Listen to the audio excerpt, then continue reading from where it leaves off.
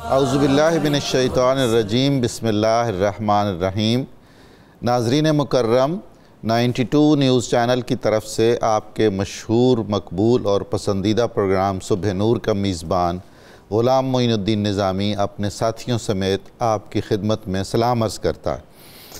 سب سے پہلے ہم حضرت ابو انیس محمد برکت علی کی تالیف اسماء النبی الکریم سے رسول اللہ صلی اللہ علیہ وآلہ وسلم کا ایک اسم مبارک پڑھیں گے۔ سیدنا الہادی صلی اللہ علیہ وآلہ وسلم، ہمارے سردار، رہنمائی فرمانے والے، درود و سلام بھیجے اللہ آپ صلی اللہ علیہ وآلہ وسلم پر، آپ کی آل پاک پر اور آپ کے اصحاب کرام پر۔ حضرت ابو انیس محمد برکت علی رحمہ اللہ کی یہ جو تصنیف اسماء النبی الکریم ہے، یہ ہمارے لیے بہت ہی دستاویزی اہمیت کی حامل ہے، اس لیے ہم ہمیشہ یہ سعادت حاصل کرتے ہیں کہ اس سے ایک اسم رسول کریم سے آغاز کریں اور برکت حاصل کریں۔ حضرت سیدنا عمر فاروق رضی اللہ تعالیٰ عنہ فرماتے ہیں، رسول کریم صلی اللہ علیہ وآلہ وسلم نے ارشاد فرمایا، بے شک اللہ تعالیٰ کے بندوں میں سے کچھ بندے ایسے ہیں کہ جو نہ تو انبیاء ہیں اور نہ ہی وہ شہداء ہیں، لیکن قیامت کے دن اللہ تعالیٰ کی بارگاہ میں ان کے مقام و مرتبہ کی وجہ سے انبیاء کرام علیہم السلام اور شہداء ان پر رشک کریں گے۔ ناظرین، ہمارا آج کا موضوع بھی ایک ایسی ہی جلیل القدر شخصیت سے متعلق ہے جو میدان حشر میں انبیاء کے لیے بھی باعث رشک ہوں گے اور شہداء کے لیے بھی باعث رشک ہوں گے، اور میدان حشر میں بھی ان کا قدم اولیاء امت محمدی کی گردن پر ہوگا۔ میری مراد ہے حضرت سیدنا عبد القادر جیلانی رحمۃ اللہ تعالیٰ علیہ۔ خصوصی طور پر آج کا ہمارا موضوع آپ کے آباء و اجداد کے حوالے سے ہے۔ درخت پھل کی پہچان ہوتا ہے اور پھل درخت کی پہچان ہوتا ہے۔ ہمارا تو یہ ایمان اور عقیدہ ہے کہ اللہ تعالیٰ ہزاروں برس پرورش کرتا ہے کسی شخص خاص کو منصہ شہود پر لانے کے لیے، اور آباء و اجداد دونوں طرف سے اس طرح پاکیزگی اور لطافت اور طہارت کے گہواروں میں اور آغوشوں میں ان کی پرورش کر کے سامنے لے آتا ہے کہ پھر دنیا میں ان کی وجہ سے، ان کے افکار کی وجہ سے، ان کی تعلیمات کی وجہ سے ایک روحانی انقلاب پیدا ہوتا ہے۔ حضرت سیدنا عبد القادر جیلانی جو اپنے والد کے سلسلہ نسب کی طرف سے رسول اللہ صلی اللہ علیہ وسلم کی اولاد میں سے ہیں، حسنی ہیں، اور اپنی والدہ ماجدہ کی طرف سے حسینی ہیں، یعنی آپ کے ننہال میں تمام ائمہ اہل بیت کے اسماء گرامی ملتے ہیں۔ اب اولاد امام حسن، حضرت حسن آپ جانتے ہیں کہ رسول اللہ صلی اللہ علیہ وسلم کے سب سے زیادہ مشابہ تھے، اوپر آپ کے جسم اطہر کا اوپر کا حصہ اور نچلے حصے میں حضرت امام حسین۔ تو یوں یہ جو نجیب الطرفین شخصیت ہمارے سامنے نظر آتی ہیں، حضرت شیخ عبد القادر جیلانی، یہ جامع اوصاف ظاہر و باطن ہیں کمالات نبوت کے بحیثیت ایک ولی کے، اور ولی کامل کے طور پر اللہ تعالیٰ نے انہیں جو فیضان رسالت عطا فرمایا اور جو اجتہادی اور تجدیدی کارنامے ان سے لیے، وہ تاریخ کا حصہ ہیں۔ آج ہم دیکھیں گے کہ آپ کے آباء و اجداد میں کون کون سی بڑی شخصیات ہوئی ہیں، حضرت حسن سے لے کر حضرت حسن مثنیٰ، اس کے بعد حضرت عبداللہ محض جن کا لقب کامل بھی ہے، حضرت موسیٰ جون، اور پھر براہ راست آپ کے والد، آپ کی والدہ، آپ کے دادا، آپ کے پردادا، آپ کی والدہ ماجدہ، کس کس شخصیت کا ذکر کیا جائے، اور یہ تمام شخصیات صحیح معنوں میں اس قابل ہیں کہ ان پر الگ الگ پروگرام کیا جائے، اتنی جامع صفات کی حامل ہیں۔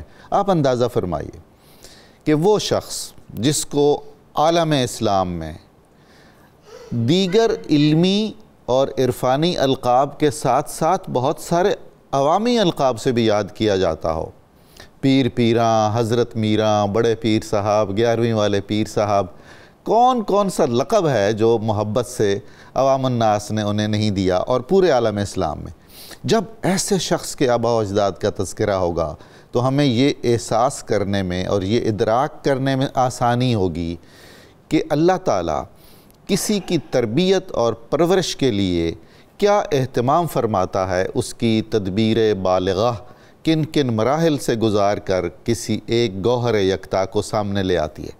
آج کے اس موضوع پر گفتگو کرنے کے لیے ہم نے کوشش ہے کہ بہترین محققین اور علماء اور دانشور اس محفل میں شرکت کی سعادت حاصل کریں۔ اس میں دو تو قادری ہیں، دو چشتی ہیں، تو قادریت اور چشتیت کا جو میلان ہے یہ میرا خیال ہے کہ دنیائے عرفان کا بہترین امتزاج ہے۔ تو ہماری کوشش ہوگی کہ ہم حضرت شیخ عبدالقادر جیلانی رحمہ اللہ تعالیٰ کے آباء و اجداد کی خدمت میں شایان شان خراج تحسین پیش کر سکیں۔ میرے ساتھ تشریف رکھتے ہیں ملک کے نامور دانشور جن کا تخصص ہے ابن عربی اور وحدت الوجود، محترم ڈاکٹر شبیر احمد جامی صاحب۔ ان کے ساتھ تشریف فرما ہے محترم ڈاکٹر طاہر حمید تنولی صاحب، جن سے آپ واقف ہیں، بالکل وہ اجنبی نہیں ہیں 92 نیوز چینل کے ناظرین سے۔ ہمارے ساتھ تشریف فرما ہے نوجوان دانشور محترم ڈاکٹر علی وقار۔ میں آپ سب کا شکریہ ادا کرتا ہوں، تہہ دل سے ممنون ہوں آپ کی تشریف آوری کا، اور میں یاد رکھوں گا کہ مجھے اختتام بحث پر بھی آپ کا شکریہ ادا کرنا ہے۔ ہم بلا تاخیر اپنا سلسلہ سوال و جواب شروع کرتے ہیں۔ ناظرین، یہ جو سلسلہ سوال و جواب ہے اس کا مقصد نہ کوئی مناظرہ ہوتا اور نہ کوئی مقابلہ ہوتا ہے، اس کا مقصد صرف حصول علم ہے۔ جس قدر ہمیں آگاہی حاصل ہو سکے اور محبت سے اور عقیدت سے اور احترام سے ہمیں جتنے مناسب معلومات مل سکیں جو مستند ہوں اور جو ہمارے لیے مشعل راہ بن سکیں، تو اس طرح کا ایک فضا ہوتی ہے ہمارے اس پروگرام کی۔ اور یہ اس طرح کا کوئی روایتی پروگرام نہیں ہے کہ ہم ریٹنگ کے چکر میں ایک دوسرے کو نیچا دکھانے کے لیے اور بڑھ چڑھ کر باتیں کرنے کے لیے جمع ہوتے ہیں۔ معاذ اللہ، حاشا وکلا، جب سے یہ پروگرام شروع ہوا ہے اس کے یہ مقاصد کبھی بھی نہیں رہے۔ اس کے مقاصد حصول فیضان رہا ہے، اس کا مقصد حصول علم رہا ہے۔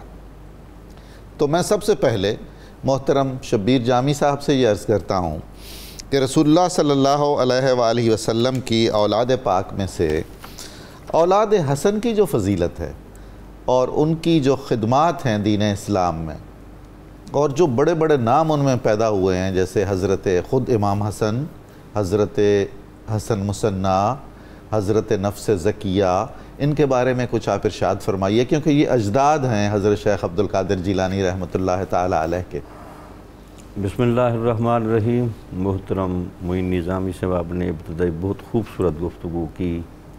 یہ جو آپ کا جملہ تھا بہت بامعنی اور وزنی تھا کہ میوے کو دیکھ کر درختوں کو اور جڑوں کو بھی دیکھنا پڑتا ہے کہ جن درختوں پر شیخ عبدالقادر جیلانی رحمۃ اللہ علیہ کی شکل میں اتنا تابناک اور بہت میٹھا پھل لگا، بے شک، جس کو آج تک دنیا کھا رہی ہے، تو اس کا مطلب یہ ہے کہ اور جس کے ذائقے کم نہیں ہو رہے تو اس کی بنیاد بننے والی چیزیں کون کون سی؟ بے شک۔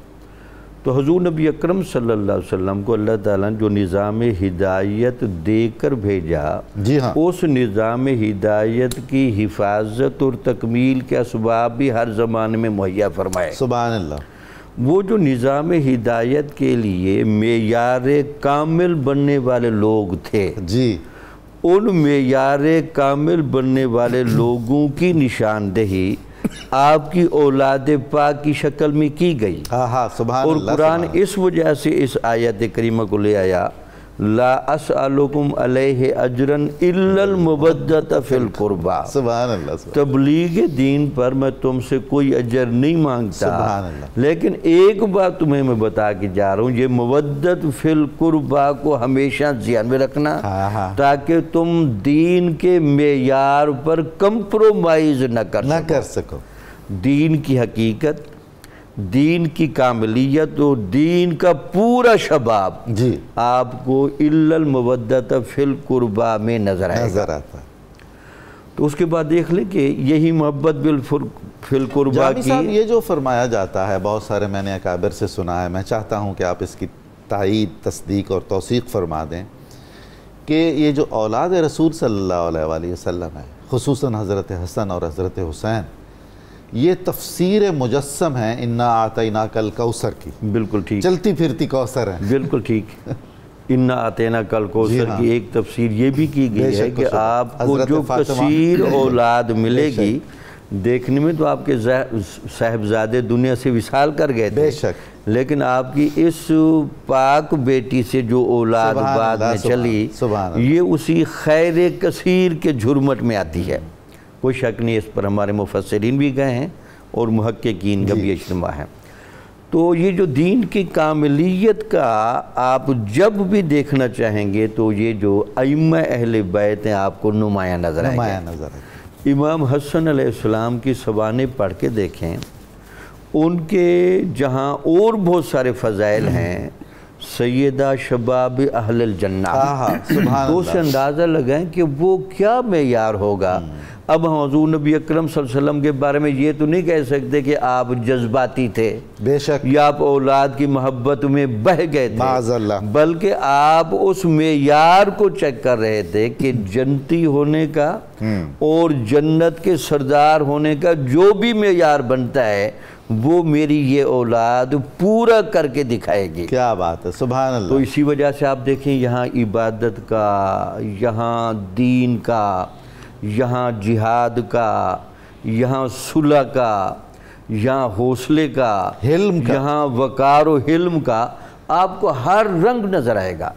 اور آپ نے ان مشکل ترین حالات میں جو مفاہمت کی شکل میں، آخر اس کا کوئی وجہ تو ہوگی کہ حضور نبی اکرم صلی اللہ علیہ وسلم نے باقاعدہ جمعہ کا خطبہ دیتے ہوئے اپنے سامنے بیٹھے ہوئے اس شہزادے کے بارے میں فرمایا کہ میرا یہ بیٹا دو مسلمان گروہوں میں صلح کا باعث بنے گا۔ اللہ اکبر۔ تو اسے اندازہ لگائیں کہ جہاں افراط و تفرید کی وجہ سے اور منافقانہ اثرات کی وجہ سے ماحول کنٹرول سے باہر ہو جائے گا، تو میرا یہ بچہ وہاں سنگم کا کردار ادا کرے گا۔ سبحان اللہ۔ حالانکہ حالات اس وقت ساتھ نہیں دے رہے ہوں گے، لیکن یہ اتنا حوصلہ مند ہے، اتنا ہمت والا ہے، اور اتحاد امت کی وہ بنیادیں رکھ کے جا رہا ہے تاکہ لوگ کل اتحاد امت کے لیے جب بھی سوچنے لگیں تو امام حسن کا کریکٹر سامنے ہو، کہ انہوں نے اتحاد کے لیے کیا کچھ برداشت نہیں کیا۔ اللہ اکبر، اللہ اکبر۔ تو پھر آپ دیکھیں آپ کا صاحبزادہ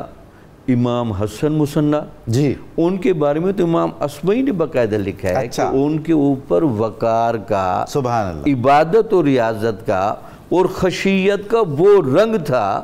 وہ کہتے ایک دفعہ ہم سارے لوگ خانہ کعبہ میں جمع تھے، تہجد کی نماز کے وقت ایک بندہ آیا نقاب پوش، اور وہاں آ کر اللہ تعالیٰ کے سامنے عاجزی اور انکساری کی وہ حد کی اور اظہار بندگی کے وہ جملے بولے، اور اپنے اعتبار سے اللہ تعالیٰ کی وہ حمد و ثنا کی کہ ہم لوگوں کے کلیجے پھٹنے لگ گئے۔ یار اتنا درد و سوز والا کوئی بندہ بھی ہو سکتا ہے جو اللہ کو اس شان سے بلاتا ہے؟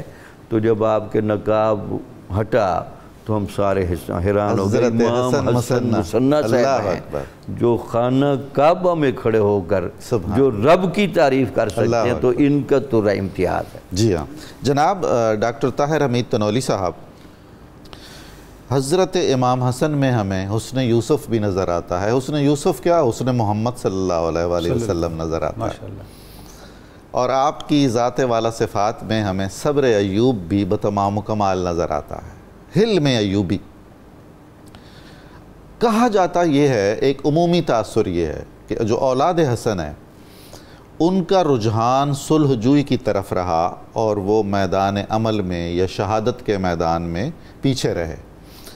میں تو اس سے اتفاق نہیں کرتا، آپ ظاہر ہے مورخ ہیں، زیادہ آپ کی گہری نظر ہے۔ اولاد حسن نے کیسے کیسے اکابر پیدا کیے جنہوں نے شہادتیں پیش کیں، خصوصاً بعد کے ادوار میں، اور کیسے کیسے مظالم سہے اور کچھ ذمہ داریاں بھی اٹھائیں۔ یعنی رسول اللہ صلی اللہ علیہ وآلہ وسلم کا جو اوقاف تھا اور اہل بیت کو جو وظائف ملتے تھے، اس کی ذمہ داری بھی غالباً حضرت امام حسن کی اولاد پاک میں تھی۔ بسم اللہ الرحمن الرحیم۔ ڈاکٹر صاحب بہت شکریہ۔ ڈاکٹر صاحب جیسے آپ نے ارشاد فرمایا، جب ہم اہل بیت اطہار کو دیکھتے ہیں تو اہل بیت اطہار کے اندر جس طرح کے ہر طبقے میں ٹیلنٹڈ لوگ ہوتے ہیں، باصلاحیت لوگ ہوتے ہیں، یہ کیسے ممکن ہے کہ اہل بیت اطہار کا جو پورا ایک خانوادہ ہے وہ اس سے خالی یہ ہو نہیں سکتا. ہوتا یہ ہے کچھ چیزیں تاریخ رپورٹ کرتی ہے, کچھ چیزیں تاریخ رپورٹ نہیں کرتی. درست. تو ہمارے پاس تاریخ کی ہسٹری کی ایک مونو ڈائمینشنل شکل ہوتی ہے. صحیح. تو ہم اس پہ کھڑے ہو کے پورا جب فیصلہ دیں گے تو وہ فیصلہ درست نہیں ہوگا, ناقص ہوگا.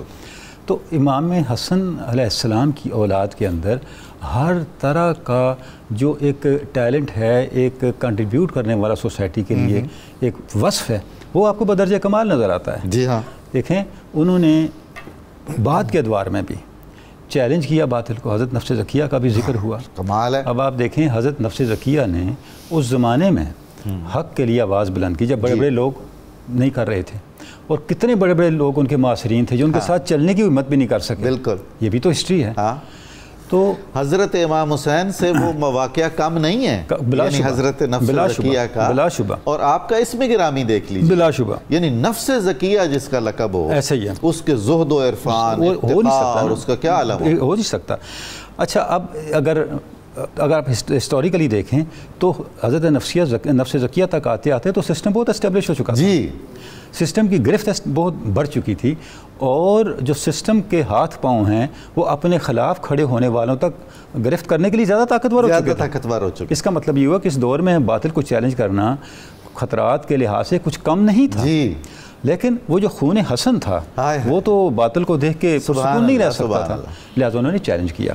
تو امام حسن کی اولاد پاک کے اندر جب ہم دیکھتے ہیں تو ان کی کنٹریبیوشن دور صحابہ میں, دور تابعین, تابعین اور تھرو آؤٹ آپ کو کنٹریبیوشن نظر آتی ہے. اور جو بڑا اہم پہلو ہے جسے ہم یہاں اگنور نہیں کرنا ڈاکٹر صاحب, وہ یہ ہے کہ اولاد حسن نے پوری ملت اسلامیہ کو جو ہے مستفید کیا. کیا بات. اس طرح مستفید کیا جس طرح امام حسن کی شخصیت کا خاصہ تھا. جس طرف آپ نے بھی اشارہ کیا, ڈاکٹر صاحب نے بھی اشارہ کیا, جو حضرت علامہ نے بھی کہا کہ انہوں نے پشت پازا تخت کہہ کا اسرا جامع الفریقین, بالکل حافظ جمعیت امت جو تھے اس کے وہ امام حسن تھے. تو ان کی اولاد کے اندر جو ایک روحانیت کا, اخلاق سازی کا اور کریکٹر بلڈنگ کا جو وصف ہے وہ آپ کو درجہ کمال پہ نظر آتا ہے. مطلب جہاد بن نفس میں بھی, دونوں میں, جہاد بالسیف میں بھی اور جہاد بن نفس میں بھی. آپ سب کانٹیننٹ کو دیکھیں ڈاکٹر صاحب, ہم سب الحمدللہ ایمان کی دولت سے مستفید ہیں. کیا اس کے پیچھے علی حجویر کا کردار نہیں ہے؟ کیا کہنا, علی حجویر حسنی سید ہیں. سبحان اللہ. حسنی سید ہیں. سبحان اللہ. یعنی خواجہ معین الدین حسن اجمیری. اچھا ابھی آپ نے تھوڑی دیر پہلے چشتی اور قادری کا ذکر کیا تھا, تو خواجہ معین الدین کو دیکھیں, پیر مہر علی شاہ کو دیکھیں, حسنی سید ہیں. حسنی سید. اور ان کی کنٹریبیوشن کتنی زیادہ ہے. بے شک. ختم نبوت کے لیے ان کا علم جہاد بلند کرنا آپ کے سامنے ہے, علمی میدان میں ان کا ہے, تصوف کے اندر ہے, طریقت کے اندر ہے. اور خود حضور غوث الثقلین کی جتنی اولاد یہاں پہ منتقل ہوئی, سب کانٹیننٹ کے اندر منتقل ہوئی, ان کا کردار دنیاوی لحاظ سے بھی باکمال ہے, دینی لحاظ سے بھی باکمال ہے. حضرت عبدالرزاق کی اولاد, یہاں جتنے سادات ہیں, اگر میں مبالغہ نہیں کر رہا, 70% عبدالرزاق کی اولاد رزاقی ہیں, رزاقی سید ہیں. اور یہ کون ہیں؟ یہ حسنی سید ہیں. حضور غوث الثقلین سید شیخ عبدالقادر جیلانی کے نور چشم ہیں. پھر سیدنا عبدالعزیز کی اولاد جو منتقل ہوئی, پورے سب کانٹیننٹ میں گئی, ہندوستان میں گئی, یہاں پہ گئی.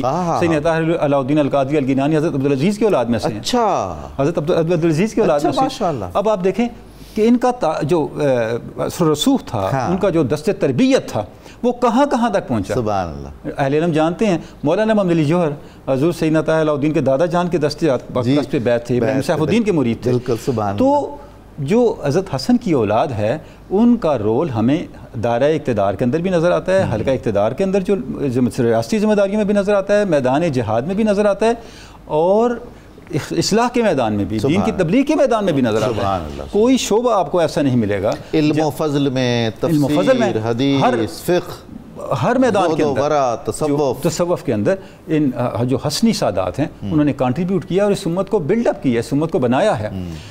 یہ جو رول ہے حسنی سادات کا, خصوصاً جو تصوف کے اندر ہے, طریقت کے اندر ہے, اس کو تھوڑا سا اگر آپ سب کانٹیننٹ کے اندر ہی مائنس کر دیں تو اسلام کی تاریخ مکمل نہیں ہوتی. اسلام کا جو سفر ہے, اسلام کا جو کنٹریبیوٹ کرنا ہے سوسائٹی کو بلڈ اپ کرنے کے لحاظ سے, وہ پوری تصویر آپ کے سامنے نہیں بنتی. وہ پوری تصویر مکمل تب ہوتی ہے جب آپ حسنی سادات کی کنٹریبیوشن کو پیش نظر رکھتے ہیں. محترم جناب ڈاکٹر علی وقار قادری صاحب, ہم ابھی ذکر کر رہے تھے کہ خصوصاً عباسی دور میں اولاد امام حسن علیہ السلام پر بہت ظلم و ستم ہوا اور انہیں ہجرت کرنی پڑی اطراف و اکناف عالم میں. وہ جہاں بھی گئے انہیں سر آنکھوں پہ لیا گیا. عوام میں اور رسول اللہ صلی اللہ علیہ وآلہ وسلم کے امتیوں میں اہل بیت کی ایک پذیرائی تو تھی، یعنی ان سے بڑھ کر کون رہنما ہو سکتا تھا ان کے لیے.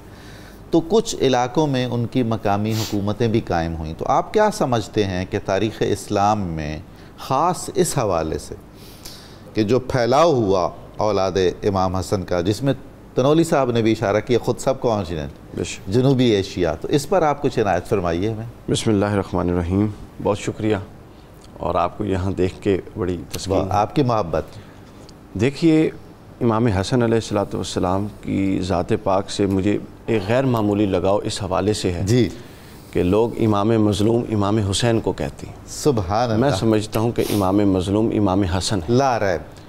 اس کی وجہ یہ ہے کہ ہمارے کتنے ایون کے علماء کے حلقہ میں بھی امام حسن کا تذکار اور ان پر لکھا کتنا گیا ہے، یہ بہت کم ہے، بڑی کمی ہے. اور یہ ہم پر تو قرض حضور آپ نے ایسے میرے دل میں اتر کے بات کی ہے میری. یہ ہم پر بڑا قرض ہے. امام حسن وہ ہے شخص جو حسین کا بھی امام ہے. سبحان اللہ سبحان اللہ سبحان اللہ. تو امام حسن علیہ السلام کی اولاد نے جس طرح امام حسین کی اولاد نے کنٹریبیوٹ کیا ہر حوالے سے، امام حسن علیہ السلام کی اولاد نے بھی کیا. اب دیکھیے 136 ہجری کی بات ہے. جی. بنو امیہ اپنے آخری اقتدار کی سانسیں لے رہا تھا اور ختم ہو رہا تھا، اور بنو عباس کا آغاز تھا. بنو امیہ کے دور میں تو عباسی بڑے شیر و شکر تھے اہل بیت کے ساتھ، بلکہ انہوں نے حاصل کی خلافت اہل بیت کے نام، اہل بیت کے نام پر. بلکہ پہلی بیعت جب آخری خلیفہ تھا تو پہلی بیعت جو ہوئی مکہ میں وہ امام حسن علیہ السلام کے صاحبزادے کے ہاتھ پر ہوئی، اور ابو جعفر منصور نے بھی بیعت. بالکل. ہوا یہ کہ اہل بیت کے حوالے لوگوں نے کبھی بھی اہل بیت کے مقام و منصب کو سر نہیں سمجھا. صحیح. لوگوں نے یہ سمجھا کہ یہ کہیں دنیا چاہتے ہیں، جی، قیام نہ کر دیں، دعوی خلافت نہ کر دیں اور ہم سے لوگ پیچھے نہ ہٹ جائیں. یعنی دنیا کی اس ہوس نے لوگوں کو اہل بیت کے مقام و مرتبے سے عوام کو دور رکھا اور حکمرانوں کو دشمن اور بغض میں مبتلا رکھا. بے شک ایسا ہی ہے. اب ہوتا یہ ہے کہ جب عباسی پورے زور پکڑ لیتے ہیں اور صفا کے بعد ابو جعفر منصور قوت کے ساتھ آ جاتا ہے، تو 136 ہجری میں اس کے ذہن میں فوراً وہ بات آتی ہے کہ جس صاحبزادے نے امام حسن کے، جن کو بعد میں محمد مہدی کہا گیا عرفاً، اصل نام ان کا محمد بن عبداللہ بن حسن المثنى بن امام حسن بن علی علیہ السلام، تو وہ کہیں دوبارہ خلافت کا دعویٰ نہ کرتے ہیں چونکہ ان سے ایک دفعہ بیعت لی اور یہ خود بھی ان کے دائرے بیعت میں آ چکا. اچھا جی، یہ اقتدار کی کرسی ہر وقت لرزہ براندام کیوں رہتی؟ جی ہاں، وہ میں بتانے لگا ہوں لرزہ براندام چونکہ اس کی بنیادیں نہیں ہوتی. اچھا، اب اس نے سر حضرت امام ان کو حضرت مہدی کو ڈھونڈنا شروع کروا دیا جن پر بیعت ہوئی تھی. ڈھونڈا سر، وہ اہل بیت حضرت عبداللہ کے دونوں صاحبزادے ابراہیم اور محمد، انہوں نے ہجرتیں کی، روپوش رہے، اتنا ظلم کیا. وہ بصرہ میں چھپے رہے، مکہ میں چھپے رہے، سندھ تک آئے روایات بتا. بالکل. اس کے بعد سر وہ شام میں چھپے رہے، مدینہ میں چھپے روپوش رہے، یہ خراسان کے علاقوں میں چھپے رہے. یہ اپنے پھر وہ جاسوس بھیجتے ان کو قابو کرنے کے لیے، کہیں سے ٹریس آؤٹ کروانے کے لیے، وہ ٹریس آؤٹ نہ ہوئے، حتیٰ کہ ان کے والد گرامی کو حضرت عبداللہ کو پکڑ لیا گیا اور ان سے انہوں نے کہا مجھے ان کا علم نہیں ہے، وہ کہیں روپوش ہیں اور ظاہر ہے تمہاری مخاصمت ان پر واضح ہے. ایسا ہی ہے. چلتے چلتے سر معاملہ یہ ہوا کہ زید عامل مدینہ تھا ایک فرد، جی ہاں، اس نے کہا کہ یہ عبداللہ بن یہ حسن جو ہیں یہ بڑے مقام و مرتبے کے بندے ہیں، ان کو چھوڑ دو. اس نے ان کے کہنے پر چھوڑ دیا اور اپنے عمال میں اس کو ٹریس آؤٹ کر لیا کہ اب یہ آگے چلنے کے لائق نہیں ہے، چونکہ یہ اہل بیت کی طرف رجحان رکھتا ہے. قصہ مختصر، قصہ کوتا یہ سر کے چلتے چلتے چلتے مولانا اکبر شاہ نجیب آبادی نے بڑا خوب جملہ لکھا.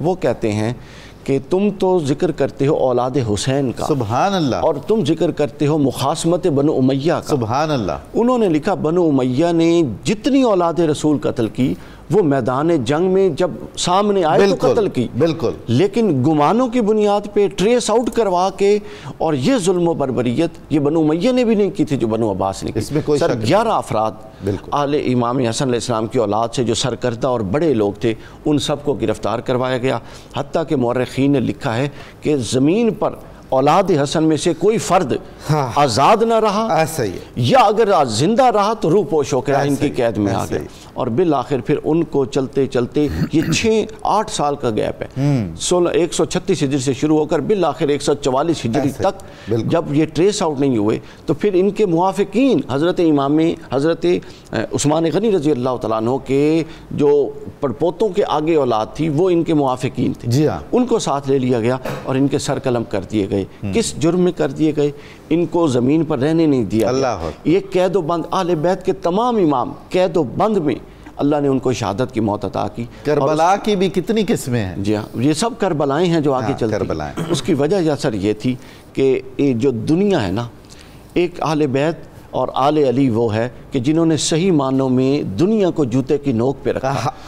یہ وجہ ہے کہ کہا جاتا ہے کہ بڑا مشہور شعر ہے دل چیر دینے والا کہ سب کی قبریں ہیں ٹھکانے ہیں مدینے میں مگر در بدر صرف علی ہیں یا علی کے بیٹے۔ سبحان اللہ۔ تو آپ دیکھیں کہ دین کے لیے جو قربانی صحیح معنوں میں حضرت علی نے دی، دین کو بچانے کے لیے صحیح معنوں میں جو قربانی امام حسن نے دی، اور دین کو بچانے کے لیے صحیح معنوں میں جو قربانی امام حسین نے دی، آج تک جو دین باقی ہے یہ ان قربانیوں کا مختلف صورتوں میں تسلسل ہے۔ بہت خوب، بہت خوب۔ ناظرین کرام، ہمیں درود پاک کا ایک مختصر وقفہ لینا ہے۔ آپ ملاحظہ فرما رہے ہیں کہ آج کا پروگرام اس نوعیت سے بہت منفرد ہے کہ اس میں تاریخی اور تجزیاتی حقائق ہیں، اور ظاہر ہے واقعاتی اور منقبتی اور سوانحی معلومات بھی ہیں۔ مختصر سے وقفے کے بعد ہم دوبارہ آپ کی خدمت میں حاضر ہوتے ہیں، آپ ہمارے ساتھ رہیے گا۔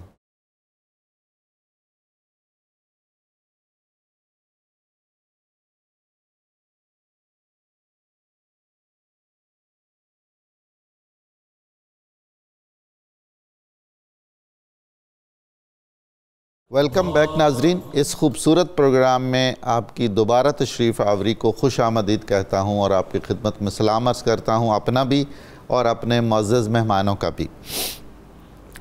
میں جامی صاحب سے عرض کروں گا کہ آباء و اجداد حضرت شیخ عبد القادر جیلانی قدس سرہ العزیز گیلان میں منتقل ہوئے، تو اب گیلان ایران کا ایک خطہ ہے اور شمالی علاقہ جات میں گنا جاتا ہے، بہت زرخیز اور سرسبز۔ تو اللہ تعالیٰ نے منتخب کیا اس خطے میں فیوز قادریت کو اسی طرح بہار آشنا کرنے کے لیے جیسے کہ وہ خطہ ہے۔ تو آپ کے آباء و اجداد کی وہاں کیا صورتحال رہی اور مقامی آبادی نے کس طرح سر آنکھوں پہ بٹھایا، ان کی شخصیات کیسی تھیں، ان سے محبت کس طرح کی گئی؟ بسم اللہ الرحمن الرحیم۔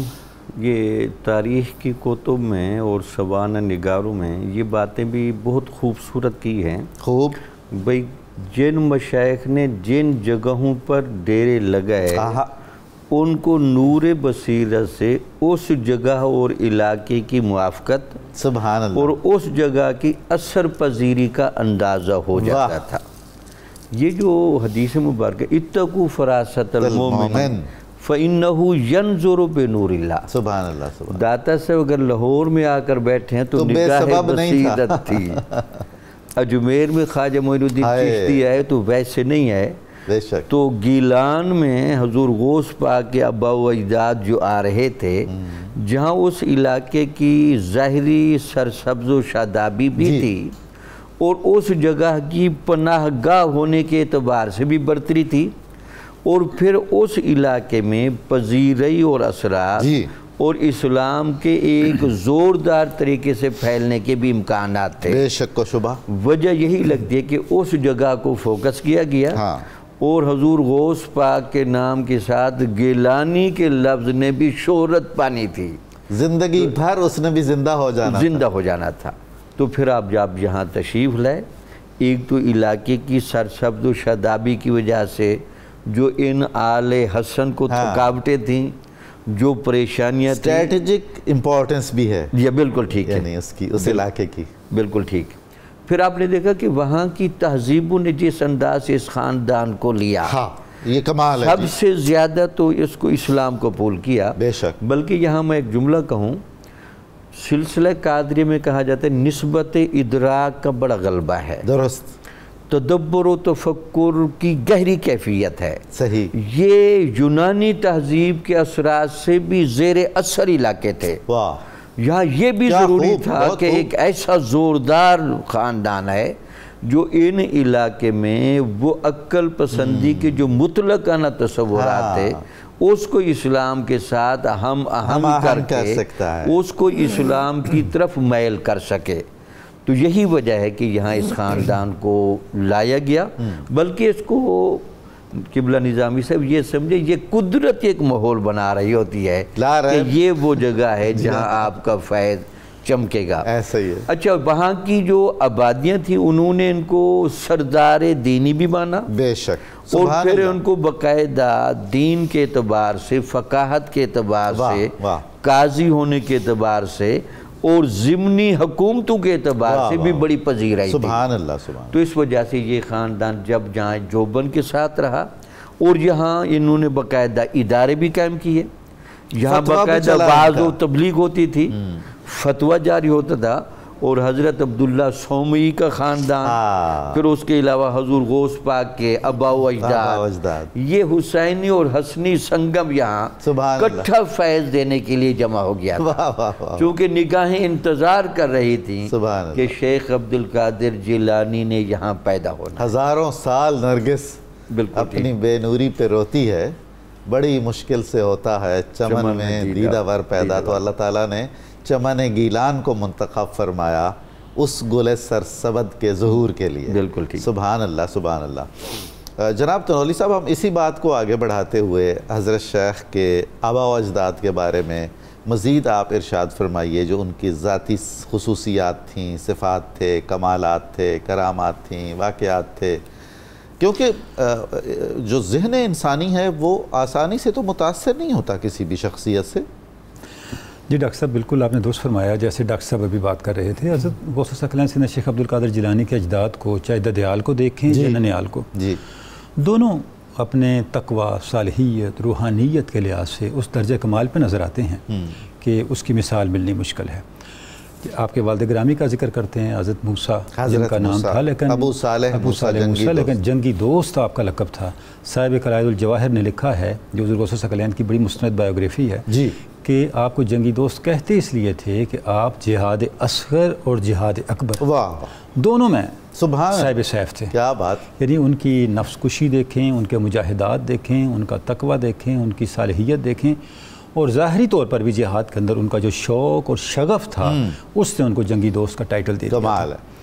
ان کا تقوی ایک ایسا آئیڈیل درجہ رکھتا ہے کہ عام آدمی اس تقوی کا تصور بھی نہیں کر سکتا کہ اللہ کے خوف کے لیے اعمال میں احتیاط اس درجہ تک بھی کی جا سکتی ہے۔ کیا بات! آپ کی زندگی کا بڑا معروف واقعہ ہے، آپ نے ایک سیب کھا لیا، جب کھایا تو پتہ چلا یہ تو اس کا مالک کون ہے، میں نے تو اس کے مالک سے پوچھا نہیں ہے۔ سبحان اللہ۔ اب آپ دیکھیں کیا احتیاط ہے۔ تو اب اس کے مالک کو تلاش کرنے کے لیے جس دریا میں سیب آ رہا تھا اس طرف چلنا شروع کیا، حتیٰ کہ اس باغ تک جا پہنچے جہاں سے وہ سیب گرا تھا۔ کیا بات! اب جب اس باغ کے مالک سے ملاقات ہوئی، ان سے معافی طلب کی، وہ خود صاحب حال تھے، ولی کامل تھے، اور ان کے نور بصیرت نے دیکھا کہ یہ شخصیت جو ہے، اس کا جو تقوی ہے یہ بات ثمر ہے۔ سبحان اللہ۔ اس تقوی کے شجر پہ کوئی بہت بڑا پھل لگ سکتا ہے، لگے گا۔ تو لہٰذا انہوں نے فرمایا بھی ایسے تو نہیں ہوگا، اس کے لیے تو آپ کو کسی مشقت سے گزرنا پڑے گا۔ اب آپ دیکھیں یہاں پہ آپ کو حضرت موسیٰ علیہ السلام اور حضرت شعیب علیہ السلام کے واقعے کی مماثلت نظر آتی ہے۔ یعنی صوفیاء کے ہاں سابقہ انبیاء کا جو طریقہ ہے، فیوزات ہے، نسبتیں ہیں، وہ ان کے طریقے میں ہمیں کام کرتی ہوئی اور نمایاں ہوتی ہوئی نظر آتی ہیں۔ آپ نے وہاں پہ کتنا وقت گزارا، کم و بیش 20 سال کا وقت گزار دیا۔ کمال۔ اب ظاہر ہے وہ جو 20 سال انہوں نے گزارے، یہ 20 سال صرف سیب کے لیے تو نہیں تھے، وہ ایک پروسیس تھا، ایک تربیت تھی، ایک درس و تدریس کا عمل تھا، ایک تزکیے کا عمل تھا جس سے وہ گزر رہے تھے۔ وہ بھی صاحب نظر تھے، جنہوں نے بٹھایا تھا وہ بھی صاحب نظر تھے۔ اس سے اندازہ ہوتا ہے کہ حضور غوث ثقلین سید شیخ عبد القادر جیلانی کے جو اجداد ہیں وہ اللہ کی رضا کے لیے اور اللہ کی رضا کو پانے کے مجاہدے کے لیے کس ظرف کے حامل لوگ تھے. سبحان اللہ. ان کی استقامت کا کیا درجہ تھا, ان کی استعداد کا کیا درجہ تھا. یعنی اتنا بڑا مجاہدہ بغیر استعداد کے, بغیر تحمل کے, بغیر برداشت کے اور بغیر ایک بہت بڑے شرح صدر کے اور بہت بڑے ویژن کے پاسبل نہیں ہے. وہ جب مجاہدہ ختم ہوا تو اس کے بعد اگلا مجاہدہ شروع ہو گیا. جب انہوں نے اجازت لینی چاہی تو انہوں نے فرمایا ایسا تو نہیں ہوگا, اس کے لیے تو آپ نے ایک اور مجاہدے سے بھی گزرنا ہے.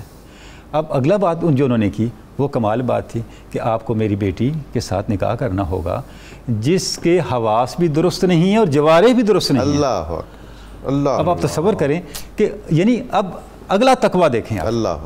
یعنی حضور غوث ثقلین سید شیخ عبد القادر جیلانی کی والدہ محترمہ کا تقویٰ کیا تھا, جس کو ان کے والد گرامی نے کس جامعیت سے بیان کر دیا. یعنی آپ سے گناہ کا صدور یا تو جوارح کے ذریعے ہوتا ہے, اعضاء کے ذریعے, یا آپ کے حواس کے ذریعے ہوتا ہے. بالکل بے شک. اس کا نتیجہ پھر حضور غوث ثقلین سید شیخ عبد القادر جیلانی ان جیسی نوجوان کا تقویٰ اور صالحیت بھی تو دیکھیے نا جی, کہ ایمان لے آئے اس پہ کہ وہ بھی قبول ہے. سبحان اللہ. اب اچھا یہ سب کچھ کیوں ہو رہا ہے؟ اس لیے کہ وہ جو میرا پچھلا معاملہ ہے وہ کلیئر ہو اور اللہ کی ناراضگی کا کوئی نشان جو ہے, کوئی سبب جو ہے میرے ماضی میں باقی نہ رہے. سبحان اللہ. یعنی رضائے خداوند کو پانے کے لیے کیا کمٹمنٹ ہے, کس درجے کی کمٹمنٹ ہے. یعنی اگر ہم آج کے ماحول میں دیکھیں تو ایک افسانہ لگتا ہے, بالکل بٹ اٹس اے ریئلٹی, یہ حقیقت ہے. اور اس کی تائید و توصیف حضور غوث ثقلین سید شیخ عبد القادر جیلانی کی شخصیت سے ہوتی ہے کہ اللہ رب العزت نے کیا فرزند ان کو عطا کیا کہ جن کا تقویٰ, جن کی صالحیت کا یہ عالم کہ ان کی مجلس میں سینکڑوں لوگ مسلمان ہو کے اٹھتے, سینکڑوں لوگوں کے جنازے اٹھتے جو اللہ کے عشق میں اپنی جانیں قربان کر دیتے صرف ان کی ایک بات سن کے. یعنی ان کی ایک نگاہ کا یہ اثر, ان کی ایک زبان مبارک سے نکلنے والے کلمے کا یہ اثر کہ دل کی دنیا بدلتی چلی جائے. تو نولی صاحب آپ کی بات سے مجھے یہ ذہن میں آ رہا ہے اور میں ضروری سمجھ رہا ہوں کہ ہم ناظرین بھی, ہمارے ناظرین بھی اس میں شریک ہو جائیں کہ ایک تو یہ کہا جاتا ہے کہ یہ آپ جو قصے کہانیاں بیان کرتے ہیں, مثلا جیسے آپ یہ بیان فرما رہے ہیں, یہ سب اب کتابی باتیں ہیں کہ جی مسلمانان در گور مسلمانی در کتاب, کہ اسلام صرف کتابوں میں رہ گیا ہے, تقویٰ اور تصوف کتابوں میں رہ گیا ہے, اور جو اولیاء ہیں اور جو مسلمانان کامل ہیں وہ قبروں میں چلے گئے. تو اب عملاً معاشرے میں ایسا کچھ نہیں نظر آتا. اور دوسرا بڑا سوال یہ کیا جاتا ہے کہ اب بھی ایسا ہوتا ہے جیسا کہ آپ فرما رہے ہیں. اس پر آپ ایک ایک جملے کا کومنٹ اگر کریں. دیکھیں ڈاکٹر صاحب, گزارش یہ ہے کہ اگر یہ ہستیاں نہ ہوتی نا تو لوگ یہ کہتے ہیں انبیاء جو کچھ کر کے گئے وہ تو نبی تھے, ہم کیسے کر سکتے؟ سبحان اللہ. وہ تو اللہ کے چنیدہ لوگ تھے, بھی ہم چنیدہ تھوڑی ہیں. سبحان اللہ. دیکھیں آپ صلی اللہ علیہ وسلم کی شخصیت اور عظمت, اس کی جو فالوئنگ ہے, اس کی اطاعت جو ہے, اس کو یقین دینے کے لیے صحابہ کرام کا کردار آ گیا. اور پھر اس صحابہ کرام کے کردار کو کتابی نہ رکھنے کے لیے صوفیاء کرام کا کردار ہمارے سامنے آ گیا. یہ ڈاکٹر صاحب ہر دور میں ہوتا رہے گا. ہوتا ہے کو دشت میں پیدا کبھی کبھی, وہ مرد حق جس کا یقین خزف کو کرے نگی. علامہ کہہ رہے ہیں کہ یہ دور ہر دور میں ایسے لوگ رہیں گے, ایسا رہے گا. آٹے میں نمک جتنے ہوں گے مگر آٹے کا حسن اسی نمک سے ہوگا, اسی نمک سے ہوگا. واہ واہ, سبحان اللہ سبحان اللہ. جناب ڈاکٹر علی وقار قادری صاحب, جتنے بھی اولیاء کرام ہیں, اولیاء اعظام ہیں, ان کی جو والدہ ہوتی ہیں, جو پہلی درسگاہ ہوتی ہیں, ان کی آغوش تربیت وہ غیر معمولی ہوتی ہے. تو ہمیں حضرت سیدنا عبد القادر جیلانی رحمۃ اللہ تعالی علیہ کی والدہ ماجدہ بھی بہت ہی منفرد مقام کی حامل نظر آتی ہیں, اور ان کے پیش نظر تھا اپنے بچے کا منفرد ہونا, چنا ہوا ہونا. تو انہوں نے اسی طرح تربیت کی اور ایسے گہرے اور دیر پا نقوش چھوڑے کہ ہم کہہ سکتے ہیں کہ حضرت شیخ عبد القادر کی علمی اور عملی درسگاہ اول ان کی والدہ ماجدہ کی گود ہے. بے شک, بالکل درست ہے. دیکھیے آپ کی جو والدہ ماجدہ حضرت ام الخیر فاطمہ بنت سید عبداللہ سومائی اللہ رضی اللہ تعالی عنہ, ان کی شخصیت کو اگر ایک جامع اور معنی جائزہ لیں تو 3 پہلو سامنے آتے ہیں. اس میں سب سے پہلا پہلو تو ہے اللہ کا اہتمام. ہاں, آپ حضور غوث الاعظم شیخ عبد القادر جیلانی رضی اللہ تعالیٰ عنہ کی والدہ ام الخیر سے شروع ہوں اور والدہ حضرت حوا تک چلے جائیں، تو یہ اللہ کا ایک اہتمام ہے. تھوڑی سی بات اس پر کریں گے. کیا اچھی بات کیا. دوسری بات ہم کریں گے ان کے سیرت و کردار پر، جس کی طرف تنولی صاحب اشارہ فرما چکے. جی. اور تیسری بات کریں گے ہم تربیت اولاد پر، کہ وہ بنیاد کیا تھی جس پر انہوں نے اولاد کی تربیت کا یعنی وہ پورا ستون کھڑا کیا. تو پہلی چیز ہے اللہ کا اہتمام. سبحان اللہ. دیکھیے نظامی صاحب، ہم عاجز انسان ہیں، ہم میں بھی اتنی سینس تو اللہ نے رکھ دی ہے کہ کس برتن میں کیا رکھنا ہے. بے شک ہم چیز کے نفاست کے مطابق برتن کا اہتمام کرتے ہیں. تو اللہ تعالیٰ نے بھی، اللہ کی بھی یہی سنت. اب حضور غوث الاعظم کی جو امہات ہیں ان کو دو حصوں میں دیکھنا چاہیے. ایک تو حضرت آمنہ سلام اللہ علیہا سے پہلے جو امہات ہیں، ظاہر ہے وہ آپ کی امہات ہیں، اور ایک ان کے بعد اصل والدہ تک. جی ہاں. اب کیا ہے جو پہلے ہے وہ تو نص آ گئی. حضور نے فرمایا کہ میں اول سے آخر تک ہر کسی جاہلیت کا کوئی نشان میری ماؤں میں نہیں پایا جاتا. یہ سب نکاح سے، یہ پاکیزہ نفوس میں یعنی جتنے آباء و اجداد وہ پاکی. اور قرآن میں اللہ نے قسم کھائی کہ اے محبوب آپ کا ہم مقدس نفوس میں سجدہ ریزیاں یہ باپ کے نفس میں جب ہوتے تھے، باپ کے صلب میں اور ماں کے بطن میں ہوتے تھے، تو ہم آپ کی سجدہ ریزیاں اس وقت سے دیکھ. سبحان اللہ. تو پہلا تو یہ ہے کہ آپ ہمیشہ سے ایک اہتمام، بلکہ امام قلبی رحمہ اللہ نے، ابن اشام نے تحقیق ان کی بیان کی، وہ کہتے ہیں میں نے حضور کی امہات کے 500 خواتین کے احوال جمع کیے، اور ان میں سے سب کو صالح اور جاہلیت کی تمام تر نقائص اور خرابیوں سے بری پایا. واہ واہ. تو دوسرا حصہ آتا ہے حضرت آمنہ کے بعد آپ کی اصل والدہ تک. تو وہ آپ دیکھ لیں ان میں کیا شاندار شخصیات ہیں، سیدہ کائنات ہے، پھر ان کی اپنی والدہ ہیں. تو پہلا تو یہ کہ یہ ایک اہتمام تھا جو اللہ نے کیا کہ ایسا گور نایاب جہاں رکھنا ہے، اس برتن اور اس مظروف کو ظرف کی سطح کے اور اس کے معیار کے مطابق رکھا. بے شک. دوسری چیز پھر اس میں یہ آتی ہے کہ آپ کی شخصیت اور کردار. آپ کے والد نے ایک بڑی جامع سٹیٹمنٹ، جس طرح بھی غور فرمایا اپنا تنولی صاحب، جامع سٹیٹمنٹ میں پوری تربیت، پوری شخصیت کے احوال بیان کر دی. اور وہی آگے انہوں نے 4 لفظ بیان کیے، 4 جملے. انہوں نے کہا کہ یہ دیکھنے سے اندھی ہے میری بیٹی. تو جب بعد میں وہ اندر نامحرم کو نہیں دیکھا، اندر تشریف لے گئے تو واپس آئے. انہوں نے کہا آپ نے تو کچھ اور عرض فرمایا کہ جو میں نے کہا نا دیکھنے سے اندھی ہے، یہ نامحرم کو دیکھنے سے اندھی ہے. پھر جو میں نے یہ کہا تھا نا یہ کان سے بہری ہے، یہ اللہ کی معصیت کا کوئی جملہ سننے میں سے اس کے کان بہرے ہیں. کیا کہنے. اور جو میں نے کہا تھا نا کہ یہ ہاتھوں سے معذور ہے، یہ اس لیے کہا تھا کہ یہ نامحرم کو چھونے سے معذور ہے. سبحان اللہ. اور جو میں نے کہا تھا یہ پاؤں سے اپاہج ہے، وہ اس لیے کہا تھا کہ اللہ کی معصیت کے رستے پر اس کا پیر کبھی اٹھا ہی نہیں. کمال ہے. یہ وہ عکس تھا جو آگے نیچے آ رہا ہے. اب اللہ کے اہتمامات دیکھتے جائیے. پھر یہ ماں جب اللہ اس کو شیخ عبد القادر جیلانی عطا کرتا ہے، اور اگر پوری تربیت جو انہوں نے کی اب یہ والدہ کے ساتھ بڑا ابتدائی عرصہ انہوں نے گزارا. اس کے بعد تشریف لے گئے بغداد میں تعلیم و تربیت کے لیے.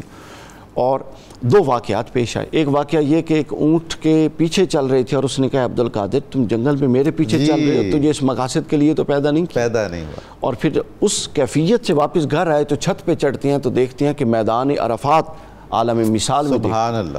تو ایک اس طرح بھی کیفیت ہوئی. تو والدہ سے گزارش کی، وہ پہلے ہی سمجھ رہی تھیں اس طرح آپ کو کہ یہ انقلاب درونی ہو رہا ہے، یہ انقلاب درونی جو چل رہا ہے. انہوں نے اجازت دی اور بھیجا. اور پوری تعلیمات آپ کی تربیت سر جس ایک نقطے پر کھڑی ہے وہ صدق ہے. سبحان اللہ. سچائی ہے. سبحان اللہ. والدہ نے ایک دی، چونکہ صدق ایک ایسی چیز ہے کہ اگر اس سے انسان اس پر کھڑا ہو جائے تو ہر شے باقی خود درست ہو جاتی ہے. الصدق ینجی، نجات دے دیتا ہے. ایک شخص حضور کے پاس آیا، یہاں میں ایک حدیث کا مفہوم میرے ذہن میں آیا. حضور علیہ الصلوۃ والسلام کی بارگاہ میں آیا اور اس نے اجازت چاہی. حضور نے فرمایا ایک بات کا میرے ساتھ وعدہ کر لو کہ جھوٹ نہیں بولے. اللہ اکبر. اب وہ چلا گیا وعدہ کر کے. اب اپنے ذہن میں تو وہ ایک کام کا وعدہ کر کے گیا تھا. واپس گیا تو وہ جتنی خرابیوں میں ایک انسان ملوث ہوتا ہے وہ تھا اس میں.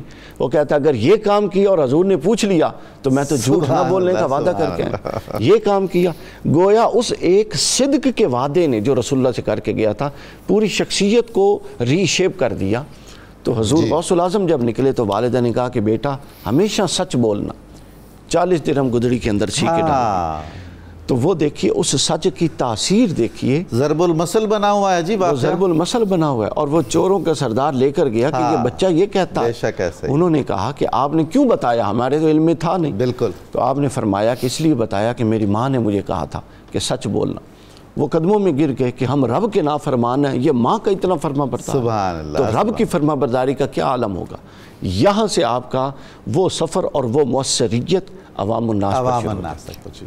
بہت شکریہ. ناظرین کرام، ہم دعا کرتے ہیں کہ اللہ تعالی ہمیں حضور غوث الثقلین کے نقش قدم کی اتباع نصیب فرمائے، اور ان کے اخلاق حسنہ کا ایک ذرہ بھی اگر ہمیں مل جائے تو ہم دین و دنیا میں کامیاب ہو جائیں گے. میں اپنے معزز مہمانوں کا تہہ دل سے شکریہ ادا کرتا ہوں. ہم آخر میں محمد شاہ زیب جاوید گنجیالوی صاحب سے منقبت بھی سنیں گے. اس سے پہلے مجھے آپ کی خدمت میں کتاب الشفا سے نسخہ پیش کرنا ہے. تنگی اور محتاجی دور کرنے کا نسخہ ہے. جو شخص تنگ دستی کی حالت میں ہو وہ کثرت سے یا وہابوں کا ورد کرتا رہے. انشاءاللہ بہت جلد غربت اور تنگ دستی کا خاتمہ ہو جائے گا. حضور غوث اعظم سیدنا عبد القادر جیلانی رضی اللہ عنہ کا قول مبارک ہے، اپنے اعمال میں اخلاص پیدا کرو، کیونکہ اخلاص کے بغیر کوئی بھی عمل فضول مشقت ہے. ناظرین، 92 میں آج نیوز میں آج کا مضمون حضور غوث اعظم شیخ سیدنا عبد القادر جیلانی کے آباء و اجداد ضرور ملاحظہ فرمائیے گا. پروگرام کی تفصیل جاننے کے لیے ہمارا فیس بک اور ٹویٹر پیج لائک کریں، اور پروگرام دیکھنے کے لیے ہمارا یوٹیوب چینل سبسکرائب کریں. اپنی قیمتی رائے سے ضرور آگاہ کریں. ہم آخر میں نعرہ لگائیں گے جو ہماری پہچان ہے، اور اس کے بعد ہم منقبت سنیں گے محترم محمد شاہ زیب جاوید گنجیالوی سے. نعرہ لگانے میں آپ سارے ہمارا ساتھ دیں گے. پاکستان کا مطلب کیا؟ لا الہ الا اللہ محمد رسول اللہ صلی اللہ علیہ وسلم. غوث اعظم کا ہے سارا پاک شجرہ نور کا. غوث اعظم کا ہے سارا پاک شجرہ نور کا. غوث اعظم کا ہے سارا پاک شجرہ نور کا. وہ حسن کا ماہ پارا نوری ٹکڑا نور کا. وہ حسن کا ماہ پارا نوری ٹکڑا نور کا. ہے من اللہ نور جن کے جد اعلیٰ مصطفیٰ.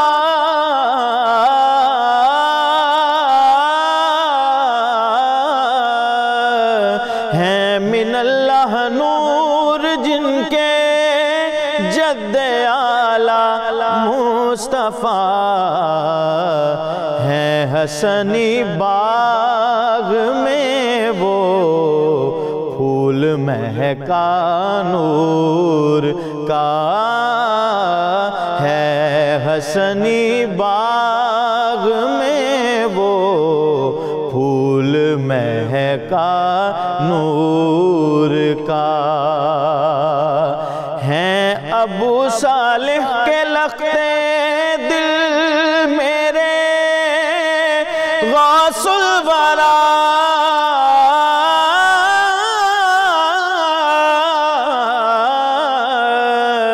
ہیں ابو صالح کے لختے دل میرے غوث الورا.